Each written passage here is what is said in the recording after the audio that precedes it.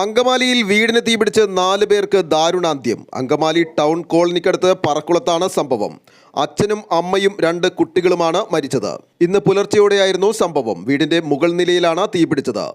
പറക്കുളം സ്വദേശി ബിനീഷ്, ഭാര്യ അനു, 2 മക്കൾ എന്നിവരാണ് മരിച്ചത്. കുടുംബം ഉറങ്ങുകയായിരുന്നതിനാൽ തീപിടിച്ചത് അറിയാൻ കഴിഞ്ഞില്ലെന്നാണ് വിവരം. തീപിടുത്തത്തിന്റെ കാരണവും വ്യക്തമല്ല. ഷോർട്ട് സർക്യൂട്ട് ആകാനാണ് സാധ്യതയെന്നാണ് വിലയിരുത്തൽ. വീടിന്റെ താഴത്തെ നിലയിൽ ബിനീഷിന്റെ അമ്മയാണ് ഉണ്ടായിരുന്നത്. ഇവർ പുലർച്ചെ പ്രാർത്ഥനയ്ക്കായി എണീറ്റപ്പോൾ തന്നെ മുകളിൽ തീ പടരുന്നത് കണ്ടിരുന്നു. തുടർന്ന് ഇവർ നിലവിളിച്ചെങ്കിലും പുലർച്ചെയായതിനാൽ പരിസരത്തൊന്നും അധികം ആളുകളുണ്ടായിരുന്നില്ല. തുടർന്ന് വീട്ടിൽ സഹായത്തിന് നിൽക്കുന്ന യുവാവിനെ വിളിച്ച് ഇരുവരും ചേർന്ന് വെള്ളമൊഴിച്ച് തീ കെടുത്താൻ ശ്രമിച്ചു. പക്ഷേ അപ്പോഴേക്കും മുകൾ നിലയിൽ മുഴുവൻ തീ പടർന്നിരുന്നു.